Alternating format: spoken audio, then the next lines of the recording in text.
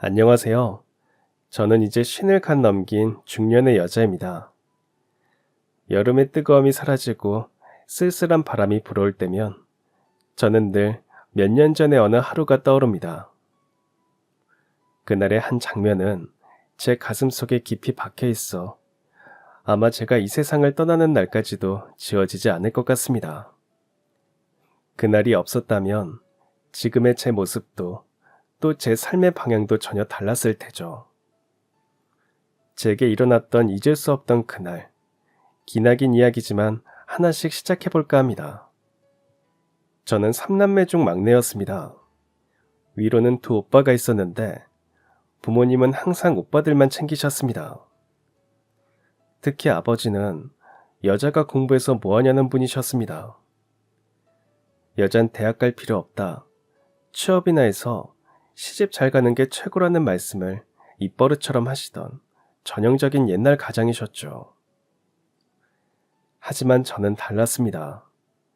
어린 시절부터 책 읽기를 좋아했고 농사일을 돕다가도 시간만 나면 책상에 앉아 교과서 문제를 풀었습니다. 아마 그때부터 제 마음은 좁은 시골 마을이 아닌 더 큰 세상으로 향해 있었던 것 같아요. 도시로 나가고 싶었고 대학도 다니고 싶었고 나아가 번듯한 회사에서 멋지게 일하는 여성이 되고 싶었습니다. 전 학교 성적도 좋았습니다. 사실 오빠들보다 훨씬 나았죠. 담임 선생님도 제 성적이면 서울에 있는 대학교도 갈 수 있으니 꼭 도전해보라고 말씀해 주셨습니다. 그 말은 제게 가능성을 심어주었지만 문제는 부모님이었습니다. 그래서 한 번은 아버지 앞에 무릎 꿇고 앉아 간절하게 말씀드렸어요. 아버지, 저도 대학교 가고 싶어요. 선생님이 제 성적이면 서울에 있는 대학 충분히 갈 수 있다고 했어요. 입학만 해결해 주시면 생활비는 제가 어떻게든 벌어볼게요. 박연정, 너 또 헛소리 할래? 여자가 대학은 무슨... 괜히 헛물 켜지 말고 얌전히 있다가 시집이나 가. 그날 밤 저는 이불을 뒤집어 쓰고 밤새 울었습니다. 하지만 포기할 순 없었습니다. 다시 용기를 내어 며칠 동안 아버지를 따라다니며 설득했습니다. 때론 울기도 하고 때론 담담하게 제 꿈을 말씀드리기도 했습니다. 아버지, 저 그냥 여기서 이렇게 살다가 시집 가면 평생 후회할 것 같아요. 저도 자식인데 한 번만 기회를 주세요. 입학금만 내주시면 나머진 제가 다 알아서 할게요. 네? 그럼 네 말대로 딱 대학 입학금이랑 1년 하숙비만 보태주마. 그 이후는 네가 알아서 해라. 더 이상 집에 손 벌리지 말고. 아버지 감사해요. 그거면 충분해요.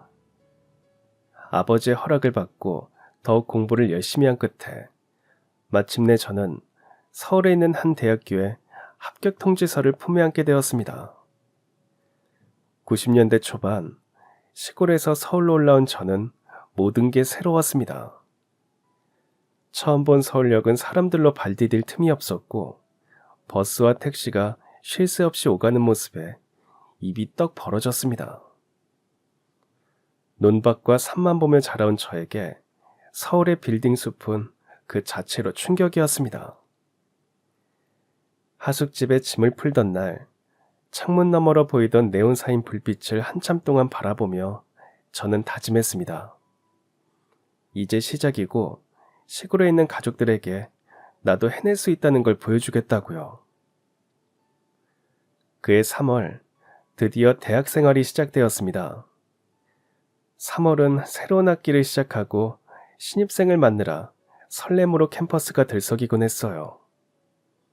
그리고 저희 과도 새내기 환영식을 했습니다. 그날 저녁 학교 근처 허름한 호프집은 시끌벅적했습니다. 낯가림이 심하고 말주변도 없던 저는 신나 있는 동기들 사이에서 조용히 맥주잔만 만지작거리며 조용히 앉아 있었습니다. 분위기가 무르익으면 사람들이 조금 취해 있는 틈을 타서 몰래 빠져나가야겠다는 생각뿐이었어요. 그렇게 눈치를 보고 있는데 유독 눈에 띄는 사람이 있었습니다. 분위기를 이끌며 많은 사람 속에서 환하게 웃고 있는 그 남자는 이상진이라는 남자 동기였습니다. 저랑 같은 새내기였지만 그는 마치 오래전부터 사람들 속에서 중심이었던 것처럼 자연스럽게 모두를 이끌고 있었어요. 저와는 달리 자신감 있고 활발한 모습의 눈길이 같지만 저랑은 친해지지 못할 거란 생각이 들었어요. 조금 시간이 흐른 뒤 답답한 공기에 머리가 아파 혼자 몰래 밖으로 나와 바람을 쐬었습니다. 술 기운과 사람들의 소음에서 벗어나니 비로소 숨이 트이는 것 같았죠. 그런데 뒤에서 낯선 목소리가 들렸습니다. 안녕? 너 이름이 뭐더라? 연정이. 박연정 맞지? 너는 이상진이지? 뭐야, 내 이름 알고 있었어? 저는 순간 당황했지만 이름을 알고 있냐는 그의 물음에 고개를 끄덕였습니다. 그는 제 옆에 와서 서더니 이것저것 물으며 말을 이어갔죠. 고향은 어디냐? 전공은 마음에 드냐? 그럼 자취를 하는 거냐? 원래부터 부침성이 좋은 성격인지 제가 어색해할 틈도 없이 대화를 이끌어갔죠. 그와의 대화는 즐거웠습니다. 잠시 후 호프집에서 나온 다른 동기들이 그를 찾는 목소리가 들려왔어요.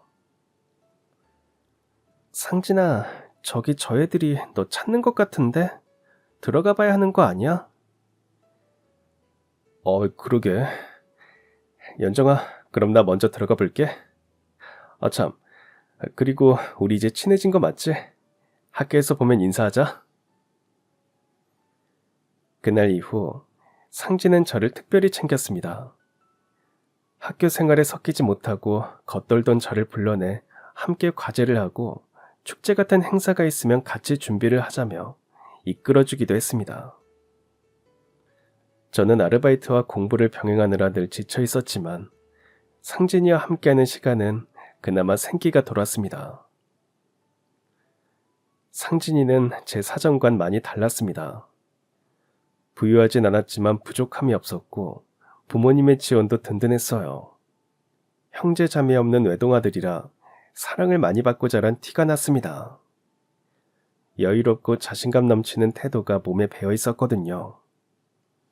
늘 활발하고 유쾌한 그의 모습에 저도 모르는 사이에 그를 좋아하게 돼버렸죠. 하지만 상진이는 1학년을 마친 뒤 입대를 하게 됐습니다. 전 혼자 남겨진 듯한 허전함을 느끼며 다시 치열한 생활을 이어가야 했습니다. 그런데 제 노력이 미치지 못했는지 장학금을 놓치는 바람에 한 학기 휴학까지 하게 됐고 그 뒤로 저는 휴학과 복학을 반복하며 대학 생활을 힘들게 이어갔습니다. 그러다 보니 학교에 적응하는 게 쉽지 않았고 동기들과도 자연스럽게 멀어지게 됐죠. 그러던 어느 날, 다시 복학한 첫날, 익숙하지만 오랜만인 목소리가 제 이름을 불렀습니다. 박연정, 이야 오랜만이다. 나야 나 상진이. 몇 년 만에 본 상진이는 조금 더 남자다워졌지만 웃는 모습은 예전 그대로였습니다. 예상치 못한 재회에 저는 놀랐고 그는 반갑다는 듯 웃음을 지었습니다. 잘 지냈어? 넌 변한 게 하나도 없네. 나 제대하고 이번에 복학했거든. 근데 학교에 아는 사람이 하나도 없더라. 심심해서 어떻게 다니나 걱정했는데 너 만나서 진짜 반갑다. 이제 우리 같이 다니면 되겠다. 그치? 너 밥은 먹었어? 안 먹었으면 나랑 같이 학식 가자. 내가 살게. 상진이가 입대를 하고 몇 년간 못 보게 되면서 짝사랑했던 감정이 사라진 줄 알았습니다. 하지만 오랜만에 본 그의 얼굴과 여전히 밝고 자신감 넘치는 상진이를 보자 저는 다시 또 설렘을 느꼈습니다. 이후 저희는 예전보다 더 자주 함께 다니게 됐어요. 저희의 상황은 달랐지만 대학교에 남아있는 몇 안 되는 동기라는 공통점 덕분에 예전보다 더욱 가까워질 수 있었습니다. 그러던 어느 날 도서관에서 같이 공부를 마치고 나오는 길이었죠. 상진이는 전에 없던 나지막한 목소리로 제게 말했습니다. 오늘 바람도 시원한데 우리 저기 벤치에 앉아서 잠깐 쉬다 갈래?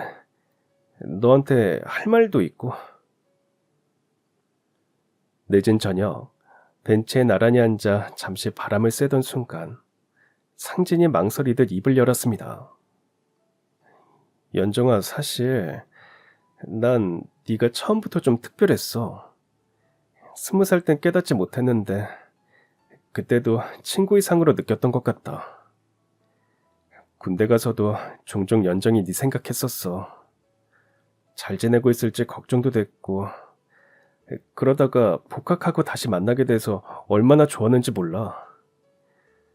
연정아, 너 좋아하는 것 같아.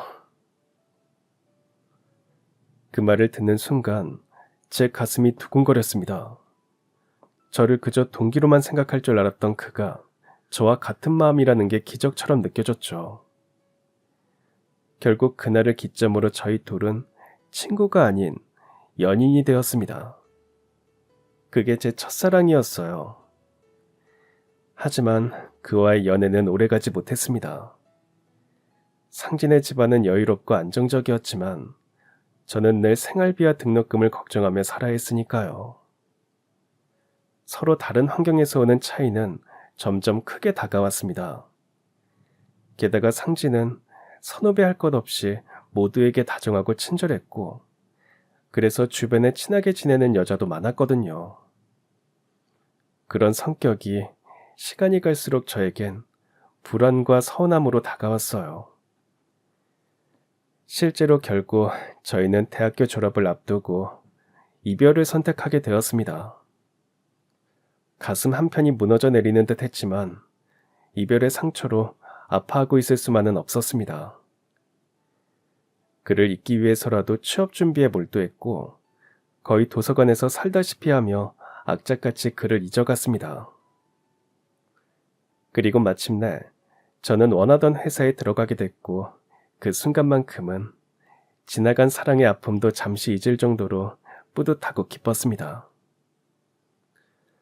막 회사에 입사했을 땐 일과 사회에 적응하느라 정신이 없었어요. 선배들 눈치 보며 일을 배우느라 집에 돌아오면 씻지도 못하고 기절하듯 잠들었다가 날이 밝으면 부랴부랴 출근하기 바빴죠.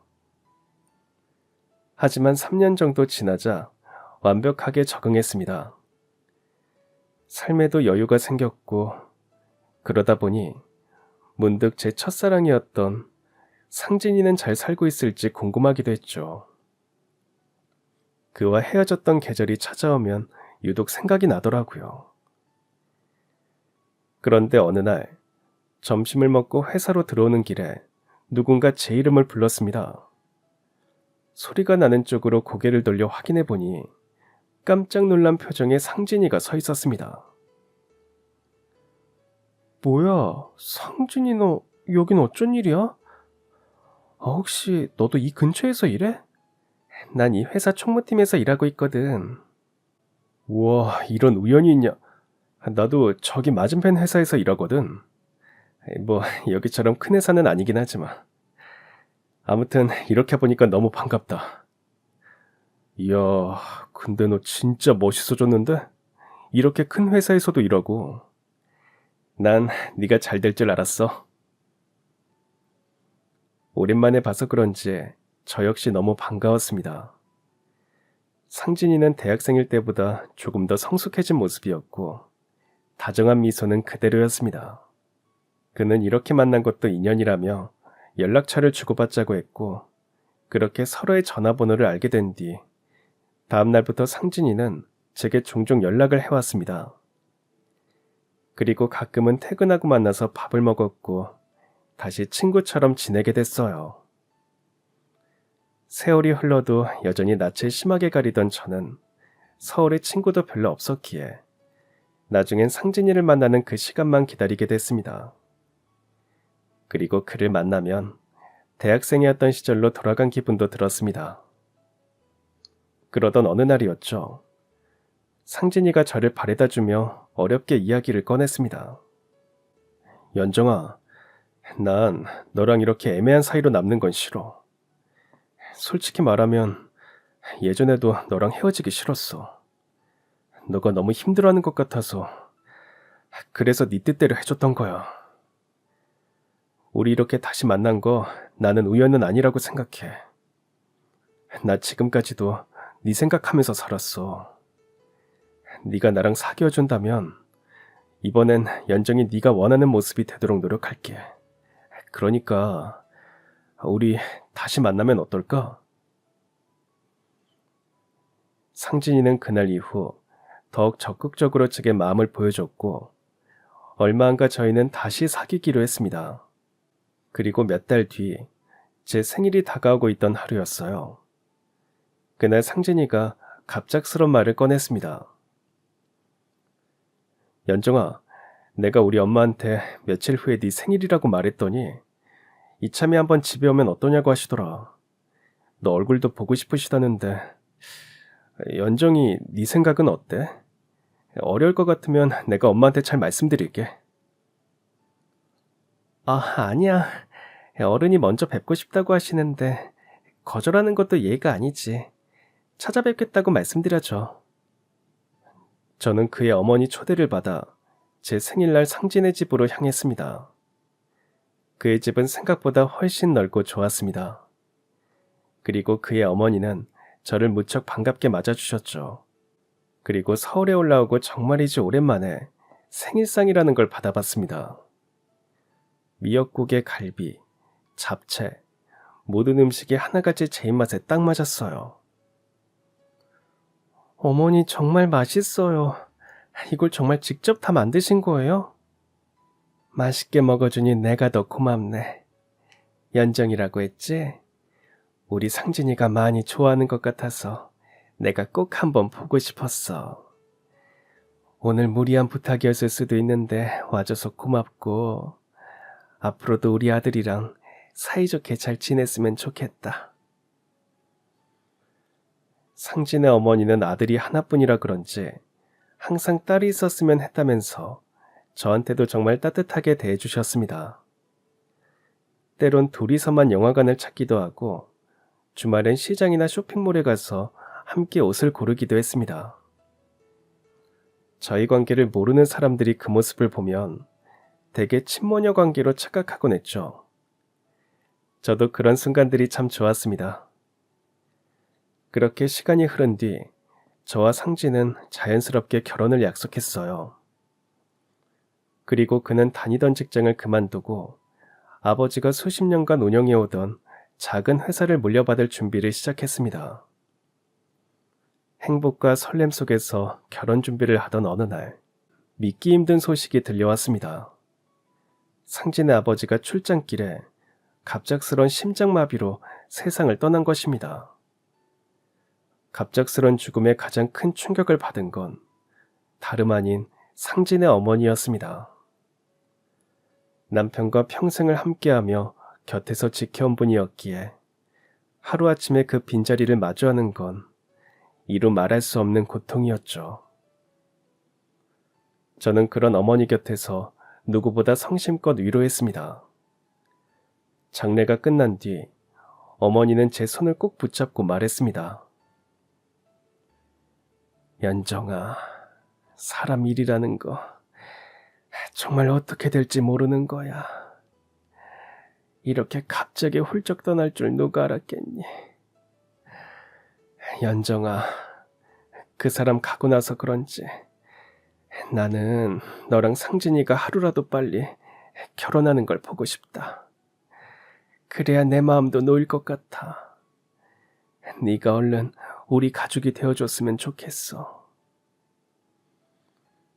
어머니는 남편을 잃은 허망함과 외로움으로 힘들어하셨고 그 모습에 저는 가슴이 저렸습니다. 시골에 계시는 저희 친부모님보다도 저를 아껴준 사람이 바로 상진의 어머니였기에 그 부탁을 외면할 순 없었죠. 그래서 전 예상보다 서둘러 저희의 결혼을 진행하기로 마음을 굳혔습니다. 결혼 후 저는 시댁으로 들어갔고 그렇게 시어머니와 저 그리고 남편까지 세 사람이 한 집에서 생활을 시작했어요. 하지만 신혼의 달콤함만 있을 순 없었습니다. 남편은 이제 결혼도 했으니 제가 회사를 관두길 바랬죠. 연정아, 이제 결혼도 했으니까 회사는 관두면 어때? 내가 충분히 먹여 살릴 수 있어. 회사 일은 결혼 전에 이미 끝낸 얘기잖아. 전에도 말했듯이 난 내 일이 좋아. 그리고 여기까지 힘들게 온 건데 결혼했다고 관두고 싶지 않고. 일이 하고 싶으면 거기 관두고 우리 회사 들어와서 일해도 되잖아. 여보, 서울에서 일하는 건 어린 시절부터 내 꿈이었고 이 회사는 내 힘으로 자리 잡은 거야. 단순히 돈을 버는 것이 아니라 내 자존심이기도 해. 이 문제로 저희 부부는 여러 번 부딪혔습니다. 이럴 때마다 제 편이 되어준 건 시어머니였습니다. 성진아, 돈을 벌고 못 버는 게 중요한 게 아니다. 그리고 앞으로는 세상이 더 많이 바뀔 거야. 여자가 결혼했다고 무조건 집에만 있어야 하는 시대는 끝났다. 연정이가 여기까지 오느라 얼마나 고생했는진 네가 더 잘 알잖니. 다른 사람도 아니고 네 아내가 회사 계속 다니고 싶다는데 남편이 응원을 안 해주면 누가 해주겠어? 안 그러냐? 어머니의 단호한 말에 결국 남편도 더는 고집을 부리지 않았고 그 덕분에 저는 계속 회사를 다닐 수 있게 됐습니다. 그리고 어머니께서 집안일을 다 해주셔서 직장에서도 인정받으며 자리를 굳혀갔습니다. 어머니는 일하는 저희 부부를 대신해 가사를 도맡아 해주셨죠. 남편은 결혼하고 책임감을 느꼈는지 더 열심히 일해서 회사를 키워 직원도 꽤 두게 되었습니다. 그리고 3년 뒤 저는 드디어 임신을 하게 됐죠. 가족에게 찾아온 오랜만의 경사에 남편과 시어머니 모두 기뻐했습니다. 하지만 그 기쁨도 잠시, 저는 유산기가 있어서 임신 초기부터 자주 병원을 드나들어야 했어요. 의사에게서 조심하지 않으면 유산 위험이 크다는 말을 들었을 때 저는 회사를 그만둬야 한다는 생각이 들었습니다. 그래서 많이 아쉬웠지만 회사를 그만두기로 결심했어요. 마음 한구석이 허전했지만 그땐 아이를 건강히 지키는 게 다른 무엇보다 우선이었습니다. 그 뒤로 저는 하루 대부분을 시어머니와 함께 했습니다. 친정엄마보다 더 세심하고 따뜻하게 챙겨주는 시어머니는 제게 큰 힘이 되었어요. 어머니, 제가 뭐 도와드릴 거 없어요? 제가 설거지라도 할게요. 아유, 연정아, 병원에서 하는 소리 못 들었어? 당분간은 절대 무리하면 안 되고 조심해야 한다고 했잖아. 그래도요, 너무 어머니만 고생하시는 것 같아요. 고생은 무슨, 난 이렇게라도 너희한테 해줄 게 있어서 얼마나 다행인지 모른다. 그리고 연정아, 엄마가 편안해야 뱃속에 있는 아기한테도 좋은 거야. 그러니까 미안해하지 말고 푹 쉬어. 어머니는 끼니마다 몸에 좋은 음식을 챙겨주셨고 지극정성으로 돌봐주셨습니다. 그 덕분이었을까요? 저는 무사히 건강한 아들을 낳았습니다. 시어머니는 산후조리까지도 직접 해주셨고 시골에 계신 친정엄마 대신 누구보다 든든한 버팀목이 되어주셨습니다. 아이는 하루가 다르게 커갔고 어느덧 5살이 되었습니다. 저는 다정한 시어머니, 듬직한 남편, 그리고 눈에 넣어도 아프지 않을 아들까지 세상 누구도 부럽지 않은 삶을 살고 있었어요. 저는 곁에 있는 행복이 영원하길 바랬습니다. 하지만 그 바램은 얼마 가지 못했어요. 아들이 태어나고 자라며 몇 년간은 정말로 아무런 문제가 없었습니다. 남편은 겉으로 보기엔 회사를 잘 운영하고 있는 듯 했어요. 하지만 언제부터인가 이상한 기운이 느껴졌습니다. 부쩍 출장이 잦아졌고 집에도 늦게 들어오는 날이 많아졌죠. 그리고 주말에도 거래처 사람 접대를 해야 한다면서 아들과 놀아주지도 않았습니다. 하지만 제가 전화를 걸면 받지 않거나 받더라도 바쁘단 핑계로 나중에 이야기하자며 대충 끊어버리는 일이 늘어났습니다. 그리고 무엇보다 저희 사이는 예전 같지가 않았어요. 이렇다 할 계기는 없었지만 조금씩 멀어지고 있는 듯한 기분이 들었습니다. 그러던 어느 날 저는 빨랫감을 보다가 우연히 남편의 셔츠에 여자 립스틱이 묻어있는 걸 발견했습니다. 그걸 보고서 뒤통수를 맞은 듯한 기분이 들었죠. 셔츠를 든 손이 충격으로 바들바들 떨리고 있을 때 남편이 들어오는 소리가 들렸습니다. 저는 셔츠를 들고 남편에게로 향했어요. 여보, 당신 똑바로 말해. 이 셔츠에 묻은 립스틱 이거 뭐냐고. 아, 그거. 어제 낮에 회사 여직원이 쓰러졌었어. 그래서 내가 병원에 데려다 줬는데 그때 묻었나 본데. 아이, 당신 설마 지금 나 의심하는 거야? 내가 바람이라도 폈을까 봐? 아니, 누구는 식구들 먹여 살리겠다고 밖에서 뼈 빠지게 일하고 들어오는데 누구는 그런 의심이나 하고 앉아있어? 갑자기 화를 내는 남편을 보니 제가 정말 잘못 생각한 것 같았습니다. 그리고 그의 말을 믿었죠. 하지만 얼마 후 저는 남편의 진짜 얼굴을 보고야 말았습니다. 그날은 시어머니께서 친구들과 1박 2일로 여행을 간다고 집을 비웠던 날이기도 했습니다. 남편은 그날도 회사에서 일 때문에 늦는다고 했죠. 저는 지난번에 바람을 피운다고 오해한 일도 있었으니 제대로 사과도 할 겸 오랜만에 야식을 만들어 회사로 가져갔습니다.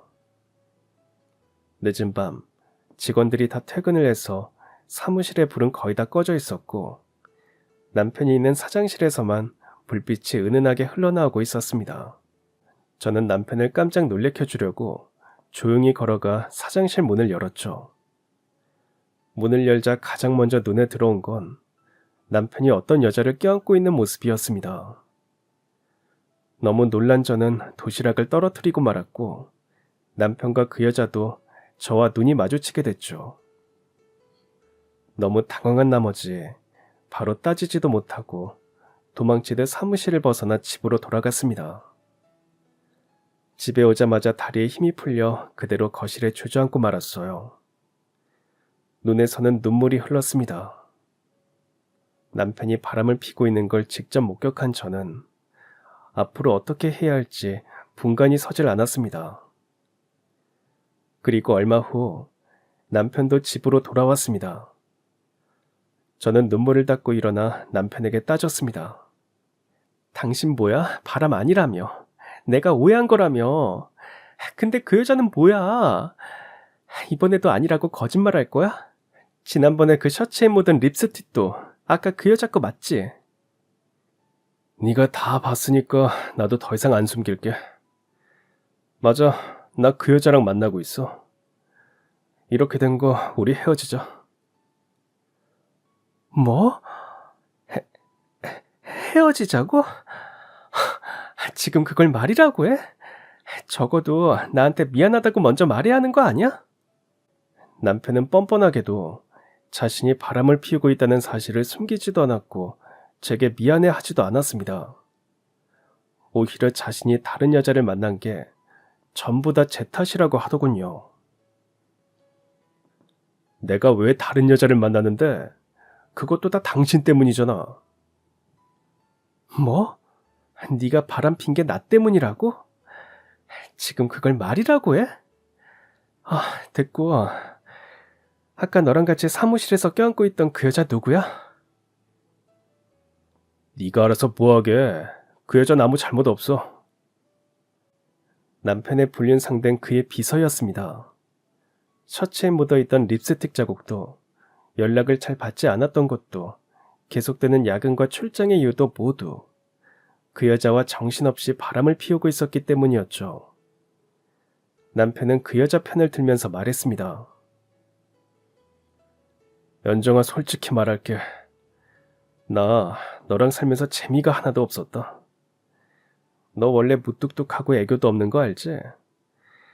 근데 그래도 남편이 이러고 들어오면 반가운 척이라도 해야 하는 거 아니냐?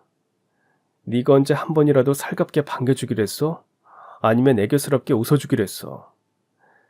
목석이랑 살아도 너랑 사는 거보다는 낫겠다. 네가 더 이상 여자로 안 느껴지니까 우리 이만 끝내자. 남편의 뻔뻔한 태도에 어처구니가 없었고 정이 뚝 떨어졌습니다. 그날 밤 남편의 말이 귓가에 맴돌아 도저히 잠들 수가 없었습니다. 무뚝뚝하고 재미없고 여자로도 안 느껴진다는 말이 비수처럼 가슴에 꽂혔어요. 남편 말처럼 내가 정말 부족한 아내였던 걸까? 더 애교를 부리고 자주 웃어줘야 했던 걸까? 수없이 자책했지만 동시에 억울함도 치밀어 올랐습니다. 남편은 그날 이후 아주 대놓고 바람을 피웠습니다. 아예 며칠씩 집에 들어오지도 않았죠. 며칠 만에 남편이 들어왔을 때 저희는 말다툼을 하게 되었고 시어머니 역시 자신의 아들이 바람을 피웠다는 사실을 알게 되었습니다. 남편은 저와 싸운 뒤 짐을 챙겨 집을 나가버렸습니다. 거실에 앉아있는 제게 어머니가 다가왔습니다. 연정아, 이게 다 무슨 일이냐? 방금 내가 들은 게 맞아? 상진이가 바람을 피웠어? 네, 어머님. 그이가 회사 비서랑 바람을 피우고 있대요. 그것도 오래 전부터요. 어머니, 저 이제 어떡해요? 애 아빠는 이혼하자고 하는데 저는 어떻게 해야 할지 모르겠어요. 연정아, 내가 미안하다 미안해. 이게 다 아들 잘못 키운 내 탓이지. 연정아, 나는 네가 어떤 결정을 하든지 네 편이 될 거야. 그러니까 연정이 네가 편한 대로 해. 믿음이 깨져버린 남편과 사는 건 안 될 일이었습니다. 하지만 이혼을 한다면 당장 먹고 살 일도 걱정되기도 했고 시어머니와 헤어지는 것도 아쉬웠죠. 하지만 그렇다고 이 결혼 생활을 이어간다면 고통스러울 게 뻔했습니다. 그래서 결국 저는 남편과 이혼을 하기로 마음먹었습니다. 그렇게 제 결혼 생활은 남편의 불륜으로 허무하게 끝이 났습니다. 하지만 한편으로는 시원했죠. 제가 유일하게 마음에 걸린 건 집에 혼자 남게 될 시어머니였습니다. 이혼하고 아들 손을 잡고 집을 나가는 날, 어머니는 제 손을 잡고 펑펑 울며 말씀하셨어요. 연정아, 미안하다. 나는 널 내 친딸처럼 생각했었어. 그래서 더 미안하다. 앞으로도 끼니 거르지 말고 아들 현민이도 현민이지만 네 건강도 잘 챙겨라. 그리고 이거 받아. 어머니, 통장을 왜 저한테 주세요? 저 이거 못 받아요. 애 아빠한테 위자료 받았어요. 아니야, 꼭 받아줘. 당장은 필요 없어도 앞으로 현민이 데리고 둘이 살다 보면 쓸 일이 있을 거야. 이것밖에 줄 수 없어서 미안하다. 어머니의 배웅을 받으며 몇 년간 살았던 집을 나왔습니다. 남편에게 받은 위자료로 서울 근교에 아들과 함께 살 집을 구했습니다. 작았지만 둘이 살기엔 아늑했어요. 그리고 어느 정도 집 정리가 되자 저는 바로 이력서를 돌렸습니다. 올해 일을 쉬어 경력 단절이 꽤 길었기에 취업은 쉽지가 않았어요. 남편이 보내는 양육비가 있었지만 그건 현민이를 위해 써야 했고 앞으로도 계속해서 둘이 살려면 하루라도 빨리 일을 구해야만 했습니다. 하지만 조급한 마음과 달리 일은 계속 구해지지 않던 와중에 임신 전까지 일했던 회사에서 친하게 지냈던 동료에게 연락이 왔습니다. 그리고 오랜만에 만나게 되었죠. 와, 미애씨 이게 얼마만이야. 나 결혼하고 미애씨가 바로 외국 지사로 나갔으니까 10년은 됐나? 그 정도 된 것 같은데? 그동안 잘 지냈지? 남편은? 연정씨 남편 진짜 사람 좋았잖아. 맞아, 사람 좋지. 근데 나한테만 좋은 게 아니라 모두한테 좋아서 문제지. 나 얼마 전에 애아빠랑 이혼했어. 그 인간 나 몰래 회사 비서랑 바람 피우고 있더라. 그걸 내 눈으로 직접 목격까지 했는데 어떻게 더 같이 살아. 그 인간도 이혼해달라고 했고 그래서 얼마 전에 깔끔하게 헤어졌어. 그래서 다시 취직하려고 여기저기 이력서 넣고 있는 중인데 쉽지가 않네. 그런 일이 있었구나. 참, 나 회사에 사표 내고 지금 창업 준비하고 있거든. 혹시 괜찮으면 나랑 같이 일해보지 않을래? 앞으로는 혼자 사는 사람들이 늘어날 거야. 그래서 그거 관련해서 식품 사업을 해볼 건데 어때? 동료의 설명을 들어보니 꽤 전망이 있을 것 같은 사업이었습니다. 그래서 그 자리에서 제안을 받아들이고 같이 준비를 해나갔어요. 아무래도 창업이라 초기 자본이 필요했는데 그때 시어머니가 준 돈이 큰 도움이 됐습니다. 그리고 1년이라는 시간이 흘렀는데 그전부터 남편이 양육비를 보내지 않기 시작했습니다. 제가 연락해봐도 연결이 되질 않았어요. 기가 막혔지만 저도 더는 전화를 하고 싶지가 않았습니다. 저와 남이 되었지만 아들에겐 아버지인데 최소한의 의무마저 외면하려 한다는 게 실망스러웠어요. 저는 제가 성공해서 아들을 부족함 없이 키우면 된다고 결심했습니다. 하지만 사업은 생각만큼 쉬운 게 아니었죠. 몇 년간 이끌어도 큰 성공은 거두지 못했고 동업자 둘이서 허덕이며 이끌어가고 있었어요. 그러다 5년째 되던 해 앞이 보이지 않았던 사업에도 드디어 한 줄기 희망이 보였습니다. 저희 사업 아이템에 관심을 보이는 투자자가 나타난 거였죠. 전 이번에 열심히 해서 어떻게든 투자를 받고 싶었습니다. 그것만 성공하면 이 회사도 허덕임에서 벗어날 수 있을 듯 했죠. 저는 동료와 함께 그 어느 때보다 열심히 투자자를 만날 준비를 해나갔습니다. 그리고 마침내 투자자 미팅이 일주일 앞으로 다가왔습니다. 밖에서 점심을 먹고 회사로 돌아오는 길, 회사 경비원 중 한 명이 화내는 소리가 들려왔습니다. 할머니, 누구 허락받고 들어왔냐고요? 여기가 뭐 아무나 이렇게 들어와서 껌 팔아도 되는 데인 줄 알아요? 얼른 나가세요. 이 양반이 귀가 먹었나? 나가란 소리 안 들려요? 얼른 꺼지라고! 큰 소란이 나는 쪽으로 고개를 돌리자 허름한 차림의 할머니가 서 있었습니다. 사무실에서 껌이라도 몇 개 팔아보려고 들어온 듯 했죠.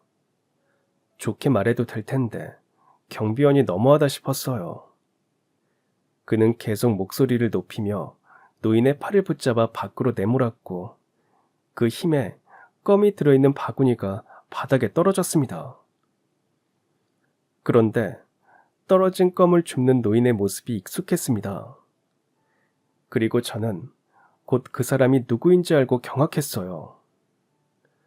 껌을 팔고 있던 그 노인은 다름 아닌 저희 전 시어머니였습니다.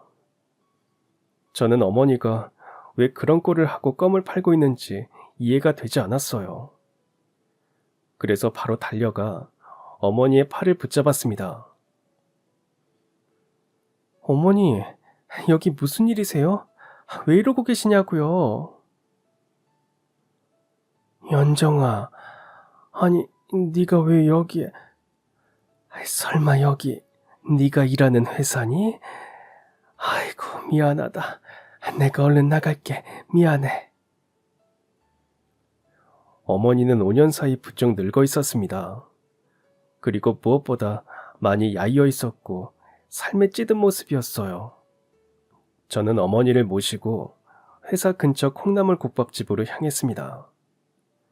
어머니는 배가 고팠는지 허겁지겁 식사를 하셨어요. 얼추 배가 찬 것 같은 어머니께 물었습니다. 어머니, 이제 말씀 좀 해보세요. 이게 다 무슨 일이에요? 어머니가 왜 껌을 팔고 계시는 거예요? 애 아빠는요? 현민 아빠는 대체 어머니를 어떻게 모신 거예요? 지금 이러고 계시는 거 알기나 해요? 어머니는 한동안 말을 잇지 못하셨어요. 그러더니 잠시 후 눈물을 흘리며 지난 5년간의 이야기를 들려주셨습니다. 저랑 이혼하고 남편은 바람 피운 비서를 바로 집으로 데리고 들어왔다고 합니다. 비서는 전 남편의 돈으로 사치를 일삼았고 어머니를 잘 모시지도 않았습니다. 연정이 너랑 헤어지고 상진이는 회사를 확장시키려고 했나 봐. 무리하게 여기저기서 사업 자금을 빌렸다고 하더라. 그런데 투자 사기를 당하는 바람에 사업 확장이고 뭐고 다 망해버린 거야. 하루아침에 상진이 앞으로 생긴 빚만 수십억 원이야. 그런데 그 와중에 그 바람 피운 여자가 그나마 남아있던 돈까지 챙겨서 해외로 도망갔지 뭐니. 그리고 상진인 채권자들 압박에 시달리다가 감옥 가기 바로 직전이었어. 근데 하나뿐인 아들을 어떻게 감옥에 보내겠니? 내가 내 앞으로 되어 있던 그 집 팔아서 겨우 구속만은 면했다. 그리고 그 뒤로 달동 내에 방 한 칸 겨우 얻었다. 집이랑 남은 재산 정리해도 남아있는 빚이 아직도 많아서 상진이도 얼마 가는 일용직이라도 나가고 했었는데 갑자기 하루아침에 어디로 가버렸어. 가버리다니요? 그럼 애아빠가 지금 잠적했다는 말씀이세요? 그래, 나한테도 말도 안 하고 나가버렸어. 어디서 뭘 하고 있는지 밥이라도 제대로 먹고 사나 모르겠다. 상진이 그렇게 나가고 허드렛 일이라도 하려고 해봤지만 나이 때문에 받아주는 데도 없어서 이렇게 껌을 팔기 시작한 거야. 저는 마음이 너무 아팠습니다. 전 남편은 다시 생각해도 꼴도 보기 싫었어요. 그렇게 된 게 바람 피운 벌을 받는 거라는 생각까지 들었습니다. 하지만 어머니는 아무런 잘못이 없었죠. 어머니는 저를 친딸보다 더 아껴주셨고 시골에 계시는 부모님보다 더 가깝게 지냈던 사람이었습니다. 그런 분이 이렇게 나이든 몸으로 하루아침에 길거리에서 껌을 팔고 있는 신세가 된 게 마음이 쓰였죠. 그래서 저는 당분간만이라도 어머니를 집으로 모시고 싶었습니다. 어머니, 현민 아빠 돌아올 때까지만이라도 저랑 같이 지내요. 아유, 아니야. 내가 어떻게 그러니. 둘이 이미 이혼한 사이인데 너희 집에 가는 건 말이 안 된다. 그리고 미안해서 우리 손자 볼 면목도 없고. 어머니, 왜 자꾸 미안하다고 하세요? 어머니께서 잘못한 것도 없는데.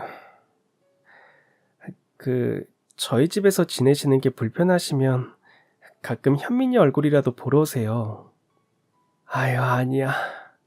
아들 그렇게 키운 게 잘못이지. 그리고 상진이가 언제 돌아올지도 모르는데 내가 집에 있어야지. 연정아, 오늘 밥도 고맙고 너 이렇게 번듯한 회사 다니는 거 보니까 내 마음이 다 좋아. 너라도 잘 살고 있어서 얼마나 다행이니. 아이고, 내 정신 좀 봐. 바쁜 사람 계속 붙잡고 있었네. 이만 들어가 봐라. 알겠어요, 어머니. 저 그러면 지금 연락처라도 알려주세요. 그래야 제가 마음이 놓일 것 같아요. 그렇게 헤어지고 난 뒤 모르면 몰랐지 시어머니를 그냥 보고만 있을 순 없었습니다. 그래서 전 다음 날부터 어머니께 전화를 걸어 안부를 묻고 가끔 밥을 먹거나 용돈을 챙겨드리기도 했어요. 그리고 며칠 뒤 예정되었던 투자자와 미팅 날이 됐습니다.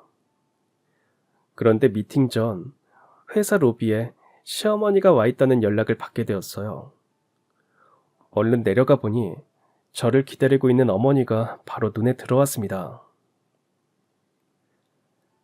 연정아, 곧 점심시간이지? 너한테 너무 고마워서 직원들이랑 같이 먹으라고 점심 좀 만들어 왔어. 어머니, 힘드실 텐데 뭘 이런 것까지 다 만드셨어요. 잘 먹을게요. 미팅 시간이 조금 남아서 어머니와 몇 마디 주고받고 있는데 어떤 남자가 어머니를 무척이나 반가워하면서 아는 척을 하며 다가왔습니다. 어머니는 놀라시는 듯 했어요. 어? 할머니, 저 몰라보시겠어요? 저요, 저. 예전에 할머님이 구해주셨잖아요. 어머나 세상에. 그때 길거리에서 쓰러졌던 그 사람이네. 맞죠? 네, 맞습니다. 아, 그동안 제가 할머님을 얼마나 찾았는지 아세요? 시어머니에게 아는 척을 한 남자의 얼굴을 확인한 저 역시도 깜짝 놀랐습니다. 그는 바로 오늘 만나기로 했던 투자자였기 때문입니다. 저 김정호 대표님 아니세요? 대표님이 저희 어머니랑은 어떻게 하시는 사이세요? 네? 아니, 할머님이 박연정 이사 어머니셨어요? 아, 그게 저희 시어머니세요. 근데 두 분 원래 알던 사이세요? 네, 할머님은 제 생명의 은인이세요. 김 대표의 이야기를 들어보니 어머니와 두 분의 인연도 참 신기했습니다. 어머니가 우연히 김 대표의 사무실 근처에서 껌을 팔고 있던 날이었어요. 대표님은 외부 미팅을 마치고 돌아오던 길이었는데 갑자기 심장이 쪼그라드는 듯한 통증을 느끼고 바닥에 주저앉았습니다. 그리고 그걸 저희 어머니께서 보게 되신 거죠. 어머니는 바로 119를 불렀고 대표님 곁에서 구급차가 올 때까지 지켜줬습니다. 얼마 지나지 않아 구급차가 도착했고 어머니 덕분에 그는 목숨을 건질 수 있었던 것이었죠. 할머님 덕분에 빨리 병원에 갈 수 있었어요. 치료 다 받고 병원 나가려는데 할머님이 안 보이는 겁니다. 응급실 간호사한테 물어봤더니 할머님이 저를 데려다 주기만 하고 바로 나가셨대요. 제 생명을 구해준 은인이라 꼭 살해를 해드리고 싶어서 그 뒤로도 계속 찾아봤지만 만날 수가 없었는데 어떻게 오늘 여기서 다 만날 수가 있죠? 시어머니는 자신이 구해준 대표가 무사하다는 게 다행이라며 기뻐하셨습니다. 제가 어머니의 며느리라는 걸 알게 된 김 대표와의 투자 미팅은 성공적이었어요. 박연정 이사님이 할머님 며느리라는 게 놀랍네요. 할머님한테 받은 도움도 있고 투자 계획서 내용이랑 아이템도 좋네요. 제가 이 회사에 50억 투자하겠습니다. 대표님, 정말 감사합니다. 실망시켜드리지 않겠습니다. 근데 박 이사님, 할머님이 꽤 어렵게 사시는 것 같던데. 아, 대표님, 그게 제가 어머님 며느리인 건 맞지만 예전 일이긴 해요. 남편이랑 이혼을 했거든요. 저는 김 대표에게 저희 시어머니가 어떻게 살고 있는지, 왜 그렇게 살게 되었는지도 다 말을 해줬습니다. 제 이야기를 다 듣고 난 김 대표는 깊은 생각에 빠진 듯 했죠. 그리고 제게 어머님을 불러줄 수 있냐고 부탁을 하셨습니다. 저는 근처에 계시던 어머님을 모시고 사무실로 올라와 김 대표를 만나게 해드렸어요. 그리고 김 대표는 놀라운 말을 했습니다. 할머님이 아니었다면 저는 지금 이 자리에 없었을지도 모릅니다. 할머님은 별거 아니라고 하셨지만 저를 살려주신 분인데 그 은혜를 꼭 갚고 싶어요. 제가 임대하고 있는 집이 하나 있습니다. 마침 얼마 전에 계약이 끝나서 지금 빈집이거든요. 그래서 할머님이 그 집에 들어오셔서 사시면 어떨까 합니다.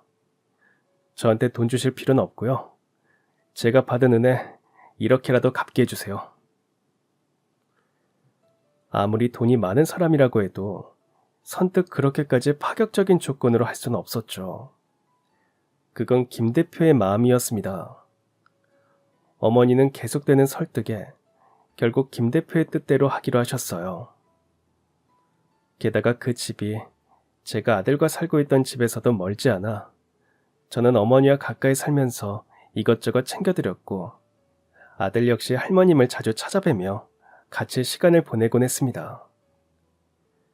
김 대표에게 투자를 받은 제 사업은 거짓말처럼 번창했습니다.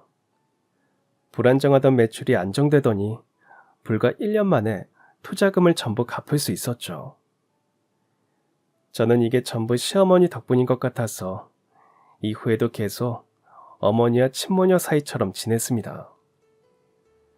어머니의 얼굴빛은 제가 처음 다시 만났던 날보다 훨씬 밝아졌습니다.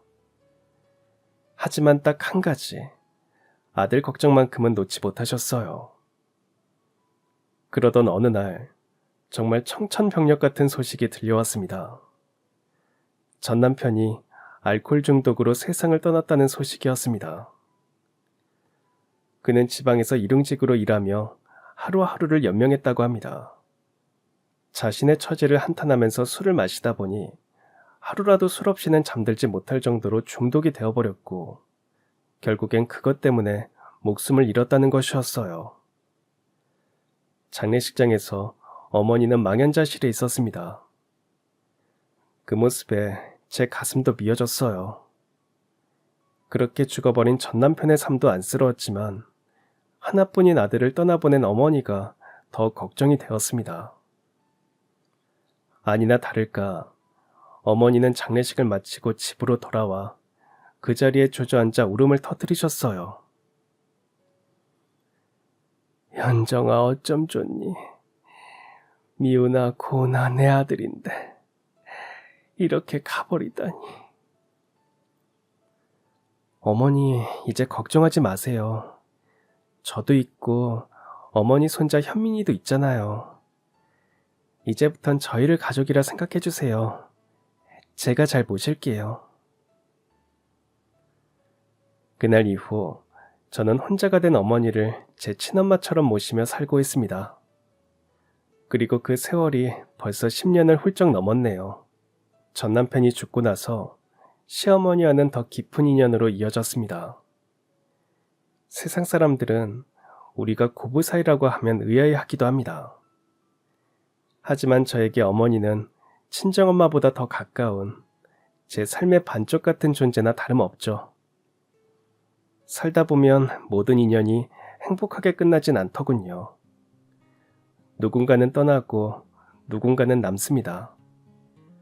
저는 떠난 사람을 원망하는 대신 남은 사람과 함께 살아가기로 했습니다. 돌아보면 제 삶의 가장 큰 행운은 좋은 어머니를 만난 것이었습니다. 남편과의 인연은 비극으로 끝났지만 어머니와 인연은 제게 새로운 가족, 그리고 살아갈 이유를 주었으니까요. 이제 제게 어머니는 단순히 시어머니가 아니라 제 둘도 없는 엄마나 마찬가지고요.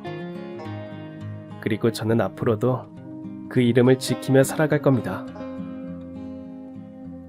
그럼 지금까지 사연 들어주셔서 감사합니다. 사연이 재밌으셨다면 구독과 좋아요 부탁드려요. 감사합니다. 안녕히 계세요.